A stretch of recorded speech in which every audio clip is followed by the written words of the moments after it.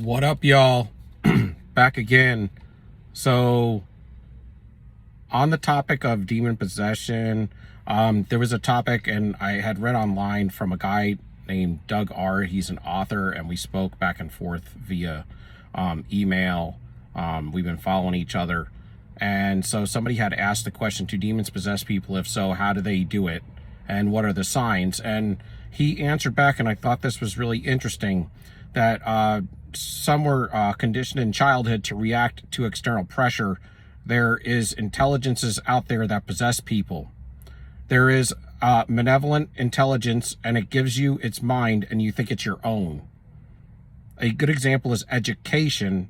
Children learn at an amazing pace from a natural inner sense of wonder and curiosity without anyone to tell them what they should or shouldn't remember. Send them to school, pressure them to learn what they are not ready for, not interested in. It has no purpose for their destiny. If they give in to the pressure, they lose that natural inner sense of wonder and curiosity. So they lose the beauty of their mind, meaning they're giving up on their mind. They're just reading and swallowing all this information because their parents are sending them to school and forcing them to do it, and they're trying to make their parents happy, right?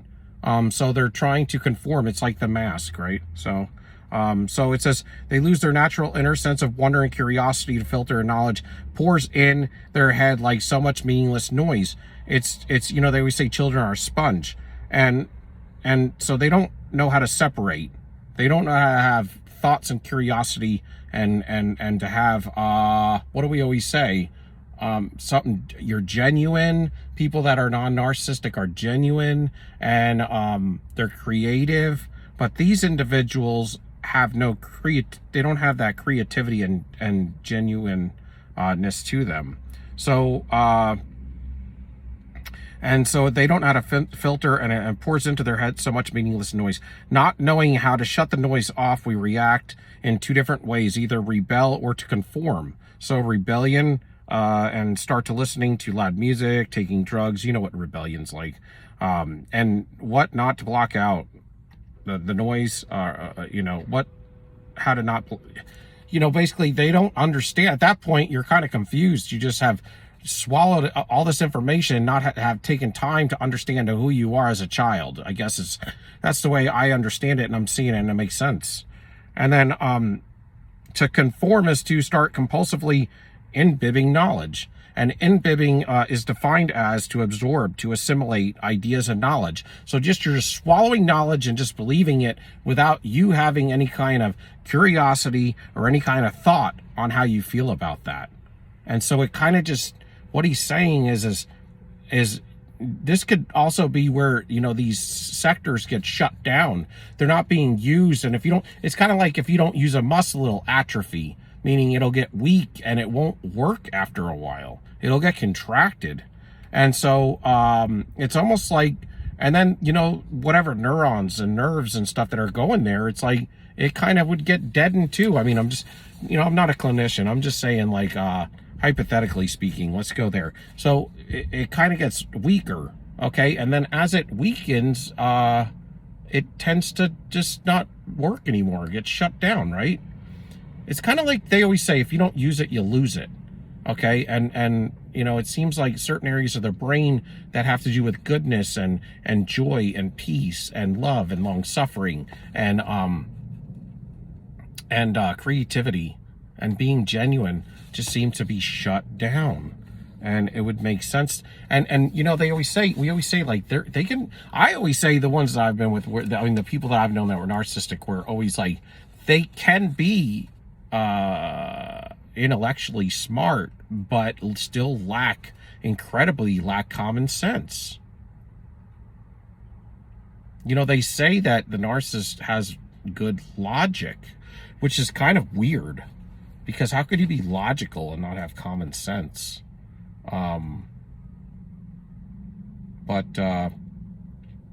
I'm going to do more on this topic. It's just very interesting to me, and I'd like to get to more of the bottom of it, because I know I've experienced the spiritual side of this. And then, another person spoke on, witchcraft, black magic, and the narcissist, because we know that this is very common. And, you know, she was suggestive of, which makes sense, is we always think that witchcraft is, you know, them wearing a black hat and a pointy black hat and a cauldron. And, but she's saying this is, she's saying that it's not always about witches with a pointy hat surrounding a cauldron. What narcissists do is they use word witchery. Not only do they deflect their psychosis onto others through projection, but they often use the target's own verbiage against them in the form of mockery, manipulation, and love bombing. Their own verbiage. So they know how you talk, and they're going to talk back to you and make you brainwash you into believing through your own character of wording. See how evil that is? That's like, it's kind of, this is, and I've read more about this and heard more about this, that this is where they come up with that brainwashing or that hypnotic state of speaking to you sometimes. And they will, the word spelling in itself is the breakdown of words as in casting them out correctly. So if they speak them out in a certain sort of way, there's a reason for the way that they speak to you and how they form their sentences sometimes. Narcissists are also often purposefully misspell words via email or Facebook Messenger, try to cause a chaotic energies to block one's intuition.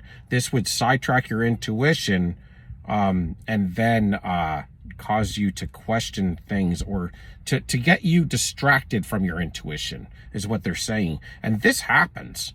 And then to create fake accounts also. That's black magic. And the narcissist succeeds in, if they can succeed in convincing the target of their false projection being true, right? Then that is black magic. That would make sense. That is. So the way they operate is black magic. It is everything that they're doing to you. If you allow the narcissist to rewrite history out loud in conversation while they're on their soapbox during a rage episode, or even as an energy vampire, that is them wielding black magic. See how this is working? Which deflects karma. That could be true too, because they do deflect their reaping of what they're sowing. And if they can get you to accept it, remember I always say, it's like you're in kind of, they can get you into a certain kind of covenant with them while you're with them. And just being with them is being in some sort of covenant with them. So you want to watch who you're with, who you hang out with, who you associate with, and who you let in your house. While also their karma alters timelines, while also acquiring an energy heist boost. So, you know, we know that, where they boot your energy by switching it. They steal it. Try not to speak to the narcissist over the phone, rather email instead. Email you can even get projected onto, though. If you believe it, you will accept it, and I've experienced that. You got to watch about that. There's also what they call demonic symbiosis, which I don't believe in, really. It's interesting, though, where spiritual DNA from like a possessed person could enter a body. And they bring up Exodus 20-5, where it talks about, you know, God saying that I'm a jealous God, visiting the iniquity of the fathers upon the children to the third and the fourth generations, who those of us that hate me, those of them that hate me, pretty much. I think it also says, and they don't even know why they hate me. Possible, I guess, but I think more it starts out as, I don't know. It's very interesting. But yeah, so in the case of this, I could see, like, you know, the narcissist being a lot of times I've experienced where it was a golden child situation that was forced into heavy study, and they would get rewards for their studying and their accomplishments. I mean, and so that they were heavily focused on that. I think that they did both. I mean, I know that they did have a rebellion. They have a huge rebellion phase, but I guess it doesn't matter, right? Whether you conform or rebel, they're both going to lead you maybe to the same place. But in both instances of the or in the situations of the ones that I've known, they were heavily academic, and then they rebelled. And I think like sociopaths will rebel and conform, depending. They will do both from time to time. But anyway, I just wanted to put that out because I'm trying to get to the bottom of this etiology, man, because it's interesting to me, and I don't, you know, I know that there are different descriptions of how it's occurred, but I know that God is a fair God, so I know that whatever it is would be in all fairness, and for it to happen at such an early age, you know, I just have some questions, although his authority and his knowledge and wisdom is much higher than ours. Of course, we can't even compare it. It'd be ridiculous, blasphemous to even think so, right? But I'm just saying, like, I know a lot of times all of the understanding of what is in this world, as far as the way the operation of things in this world, there is the knowledge here to understand it as well. And you know, we just, if you seek it out, a lot of times it will come to you. The Lord will send it to you. So I just gotta keep knocking down doors. I like to know. And that was an interesting topic to me because it is fitting that you could let, you know, the child basically is born, they're probably neglected emotionally, but their parents are still there, but it's like a hollow, you know, cold environment. Okay, they're still just objects probably, but they're present. So they feed them, clothe them, and they have sometimes, you know, caretakers around the house, but the parents aren't there emotionally. They're emotionally checked out, right? And so they send their kids to, you know, the thing they're concerned about their kid is to go to school and always study from a young age, you know, and that's what makes what their parents are concerned about, because maybe that's what they did, but it makes them proud because they're living through their child. That's how it works. That's why they control their children partially too. It's not just for supply, but the supply is also in their accomplishments. So they force their child to get academically correct, academically smart, and academically ahead. And so it never, if you ever seen those children, they would go to school all day as children at young ages, and as they grow older, and then, you know, they, you know, may be involved in some extracurricular school activity or something, and then they come home, or even as a child, then they would go to daycare or, you know, whatever, or see a caretaker. They may see their parents for a couple hours at night and then go to bed, and then keep doing the same thing over and over again. And they know that the only thing that makes their parents happy is for them to accumulate very good grades and academic intelligence, and to be academically savvy.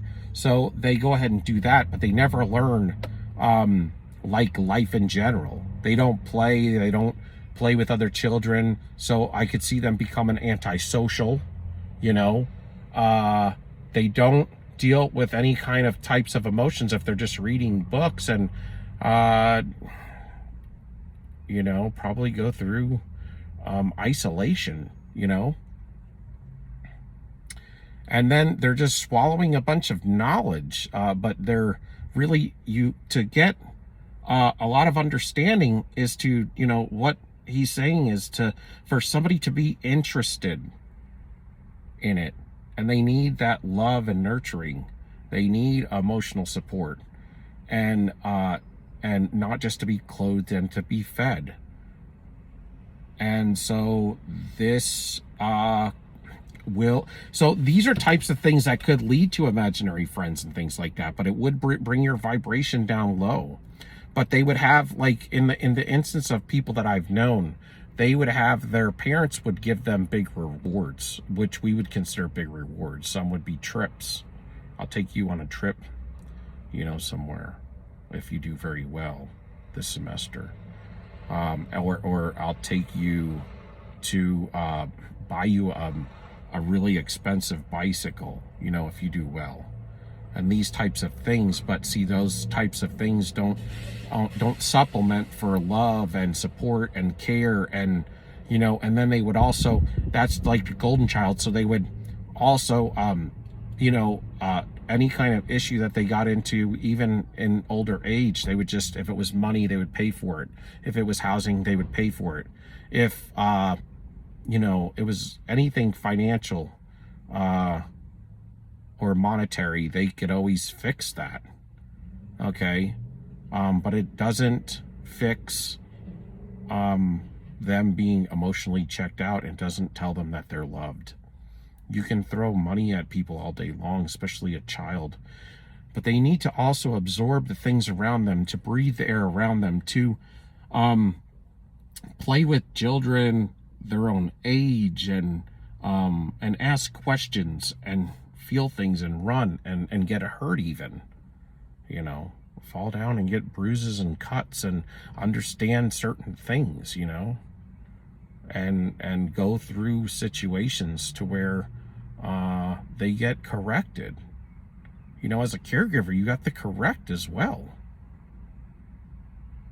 And so these are things where I could see this very well leading up to what then becomes just this all full-fledged swallowing knowledge and just getting completely confused. And just nothing is a challenge anymore. You're just floating around. And I've seen this. I've seen this because I have worked with affluent kids growing up sometimes. And very affluent kids. And it wasn't that I was affluent. I just happened to work at a place that had a niche where a bunch of we're talking about between 16 and 20 at this, you know, this niche pizza place where a lot of the rich kids like to work because it was a cool place. And I happened to work there, and I would just listen to them. And they all spoke like 5 different languages at the age of like 17, and their intellect was through the roof. But when you would talk to them about anything godly or anything in the conversation having to do with ethics, they would just laugh at it and mock it. It became a mockery. Everything is a mockery. And I've seen children that were very intelligent, that grew up in these homes, that went through some of the trauma, but the neglect and stuff, and they would rebel. And you know, they could make like I think they got this one relative of somebody, my ex-wife, her brother, he got one of the highest grades in Tennessee on the SATs, and he just amazing, but ended up in prison, man, because nothing was a challenge to him at some point. Well, anyway, give me a like, subscription, and a thumbs up if you're on. I love y'all, and until next time, soldier up.